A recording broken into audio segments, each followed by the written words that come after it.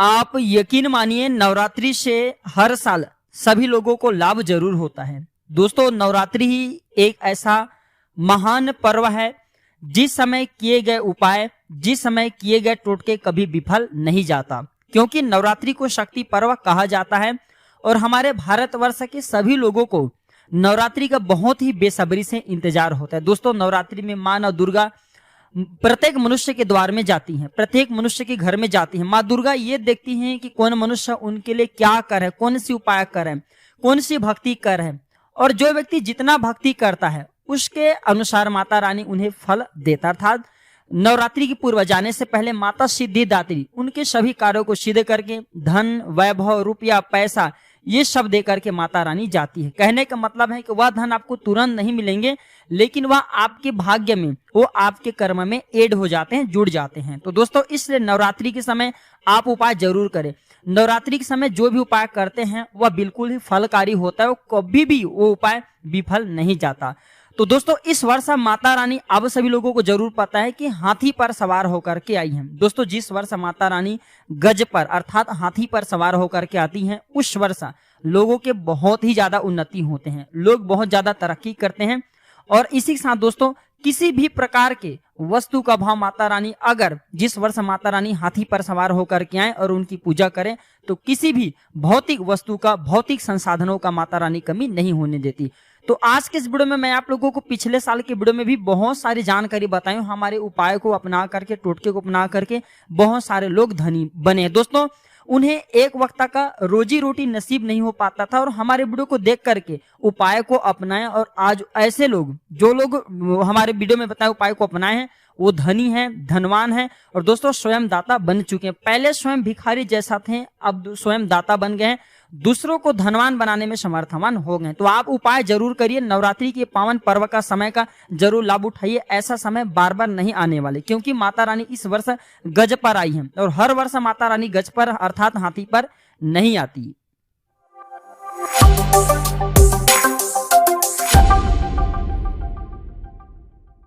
और नवरात्रि के पावन पर्व में पेड़ पौधे में सारी शक्तियां जागृत हो जाती हैं। दोस्तों, पेड़ पौधे में देवी देवताओं की शक्ति बसते हैं।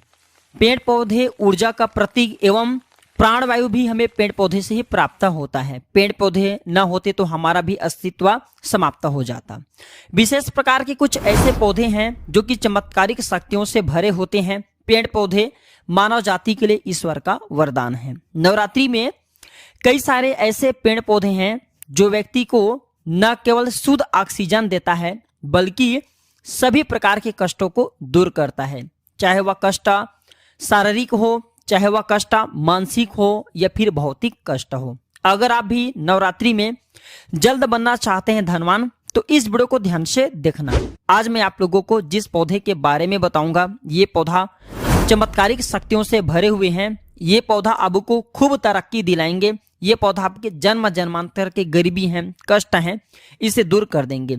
और इस पौधे को साक्षात माँ दुर्गा कहा जाता है। आइए मैं आप लोगों को कुछ पौधे के बारे में बताऊंगा, जिस पौधे की कुछ चमत्कारिक शक्तियों का प्रयोग करके, जिस पौधे से कुछ टोने टोटके करके आप अपनी गरीबी को मिटा सकते हैं, जन्मों की जो समस्या चल रही है उसे दूर कर सकते हैं। इस जानकारी से कई लोगों का भला हो चुका है। कई लोग निर्धन थे, निर्धन से धनवान बने, एवं कई लोग बिल्कुल ही खाट में पड़ा जो व्यक्ति थे बीमार से ठीक होकर के चलने फिरने लायक बने हैं। और मैं जो बात बताऊंगा ना, ये हवा हवाई बात नहीं बता रहा हूं। मैं जो जानकारी बता रहा हूं, ये हवा हवाई बात नहीं बता रहा हूं। जो जानकारी बताऊंगा प्रमाणित बताऊंगा, सत्य जानकारी बताऊंगा। तो आप अपने लिए कम से कम आज 5 से 7 मिनट का बहुमूल्य समय जरूर देना। अगर आज की वीडियो मिस कर दिए तो फिर सारी जिंदगी पछताना पड़ेगा, सारे जिंदगी गरीब की गरीब रह जाओगे। ये छोटे से जानकारी आपके बंद किस्मत के ताले खोल देंगे, आपको धनवान बना देंगे। अगर आपको भौतिक सुख चाहिए, शारीरिक सुख चाहिए, तो इस वीडियो को ध्यान से देखें। और हाँ, वीडियो में आगे बढ़ने से पहले, इस पेड़ पौधे की जानकारी बताने से पहले कमेंट बॉक्स में अभी तक जय माता दी नहीं लिखी है तो जय माता दी लिख देना। प्राचीन ज्ञान चैनल का मकसद है जनहित एवं जन कल्याण करना, इसलिए आप लोगों को इस प्रकार के अमूल्य जानकारी फ्री में सिखाए जाते हैं, बिल्कुल ही मुफ्त में सिखाए जाते हैं। हमारे चैनल का मकसद है भारत भूमि में जो जानकारी समाप्त हो रही है, जो ज्ञान की धरोहर प्राचीन ग्रंथों की जानकारी, पेड़ पौधे की जानकारी समाप्त हो रहे हैं, उस जानकारी को हम अपने यूट्यूब चैनल के माध्यम से आप सभी तक फ्री में पहुंचाने के प्रयास करते हैं, ताकि भारत भूमि से इस प्रकार के ज्ञान का धरोहर समाप्त न हो। हमारे चैनल का मकसद है जनहित एवं जन कल्याण करना, इसलिए आप हमारे चैनल को सब्सक्राइब कर हमारे सपोर्ट भी कर सकते हैं। आप हमारे जब आप हमारे चैनल को सब्सक्राइब कर हमें सपोर्ट करेंगे तो हमारा भी मनोबल बढ़ेंगे और आप लोगों को इस प्रकार अच्छी अच्छी जानकारी बताएंगे। चलिए इस वीडियो में मैं आप लोगों को कुछ माता रानी को चढ़ाए जाने वाले भोग के बारे में बता देता हूँ, फिर मैं आप लोगों को इस पेड़ पौधे के बारे में बताऊंगा। तो इस वीडियो में जानते हैं माता रानी को 9 दिनों में कौन कौन सा भोग लगाने से क्या फल की प्राप्ति होता है। अगर वीडियो स्किप करके जाते हैं तो इसमें आपको ही नुकसान होने वाले हैं। कोई भी जानकारी व्यर्थ नहीं जाती, अभी नहीं तो बाद में चल करके काम आते हैं। जानकारी हमेशा फायदेमंद ही साबित होती है, यूजफुल साबित होती है। धर्मशास्त्र कहते हैं कि गाय का घी अगर माता नौ दुर्गा को भोग के स्वरूप लगाया जाए तो इससे आरोग्य की प्राप्ति होता है। लंबे समय से जो लोग बीमार पड़े हैं ऐसे व्यक्ति ठीक हो जाते हैं।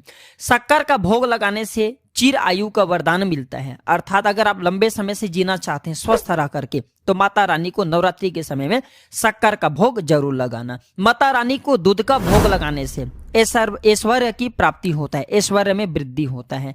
माता रानी को मालपुआ का नैवेद्य अर्पण करने से, मालपुआ चढ़ाने से हमारे मनोबल बढ़ता है। केले का भोग लगाने से बुद्धि का विकास होता है। जिनके पढ़ने लिखने में जो छोटे बच्चे हैं एकदम कमजोर हैं, उन्हें केले का भोग माता रानी को चढ़ाने के लिए बोले, उनकी बुद्धि तीव्र हो जाएंगे। जो लोग शहद का भोग लगाते हैं नवरात्रि में माता रानी को, उन्हें सौंदर्य की प्राप्ति होता है। माता रानी को नवरात्रि में गुड़ से निर्मित कुछ भी पदार्थ हो या फिर गुड़ का भोग लगाते हैं तो शोक से मुक्ति मिलता है।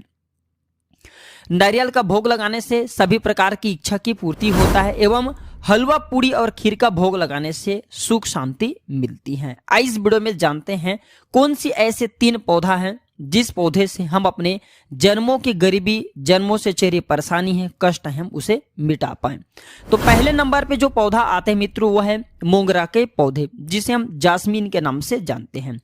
तो इस पौधे के पुष्प को ध्यान से सुनना, इस पौधे की पुष्प को देवी शक्तियां गजरा बना करके अपने बालों पर लगाती हैं और ये पौधा स्वयं लक्ष्मी के स्वरूप कहे गए हैं। इस पौधे के बीज से निकला हुआ जो तेल होता है हनुमान जी महाराज को चोला चढ़ाते हैं। जो चमेली का तेल होता है हनुमान जी महाराज को चोला चढ़ाते हैं। तो इसके कुछ प्रयोग बताना चाहूंगा।